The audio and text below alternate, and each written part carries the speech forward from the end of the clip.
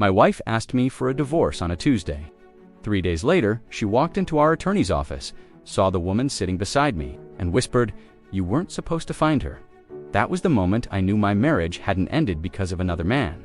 It had ended because my wife had been hiding something much bigger, and the woman beside me had proof. For almost 9 years, my wife and I had what looked like a good marriage. We weren't rich, we weren't glamorous, we were just comfortable. We had a quiet house, decent jobs, and enough savings to stop worrying about every unexpected bill. Then, about 4 months before the divorce, my wife, and every time I walked into the room, she'd turn her phone face down. I didn't immediately suspect cheating. What bothered me was the money. Our joint savings account had dropped by nearly $18,000. When I asked her about it, she said she'd moved some money into a private investment.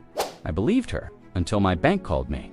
They asked why I had authorized a transfer to a company I'd never heard of. I hadn't.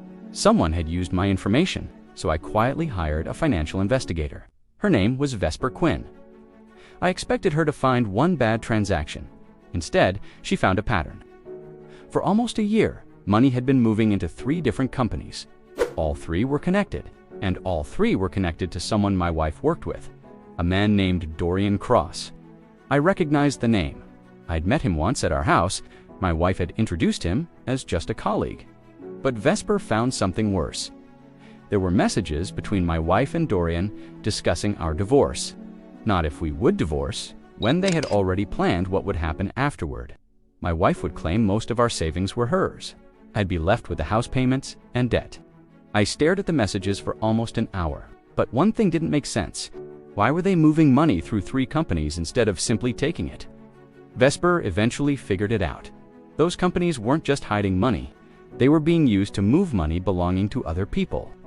My wife's employer had been losing money for months, and the transfers connected my wife and Dorian to it. Suddenly, this wasn't just a divorce, it was a financial investigation, and I was sitting in the middle of it. I asked Vesper what I should do. She said, "Don't confront her yet," so I didn't. 3 days later, my wife came home, sat across from me and said, "I want a divorce." I looked at her. "Is there someone else?" She hesitated, then smiled.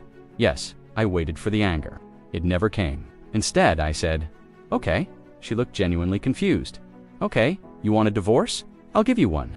Instead, I stood up and walked away. She didn't know I'd already spoken to a lawyer.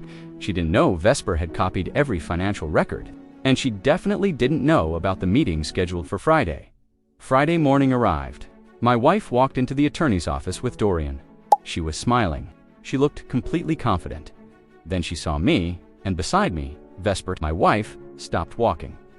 Her smile disappeared. She stared at Vesper, then whispered, "You weren't supposed to find her."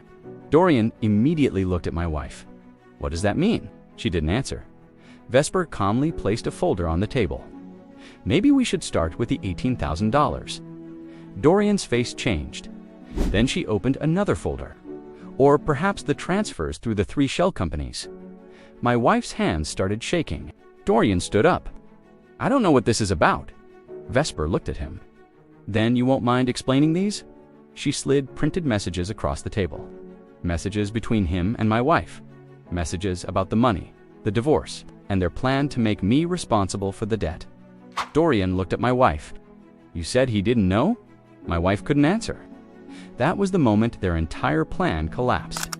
But then Vesper said something neither of them expected. "There is one more problem." She opened a final envelope. Inside was a letter from my wife's employer. The company had discovered the missing money, and they had already started an investigation. Dorian's face went completely pale. He looked at my wife. "You told me they couldn't trace it," she whispered. "I thought they couldn't." I sat there silently. For months, I had imagined the moment I'd finally confront them. I thought I'd feel satisfied. I didn't. I just felt tired, because the person I'd trusted for 9 years had been planning my downfall while sleeping beside me. The divorce went through. The financial investigation continued. Dorian eventually disappeared from my wife's life completely. And my wife, she tried calling me for months. I never answered. Not because I hated her, because I'd finally realized something. I wasn't losing my marriage that Friday. I'd already lost it months earlier. I just hadn't known it yet. 6 months later, Vesper and I met for coffee. She placed a small envelope on the table. I opened it. Inside was the final financial report. Everything had been recovered. Almost every dollar. I looked at her and laughed. After all this, I thought I'd be angry forever. Vesper smiled. You're not. No. I looked out the window. I think I'm finally free. She nodded. Then said something I'll never forget. You didn't win because your wife lost everything. I looked at her. You won because she couldn't take you down with her. And she was right. I thought the woman sitting beside me on divorce day was there to help me destroy my wife. She wasn't. She was there to help me get my life back. And somehow, that turned out to be worth far more than revenge.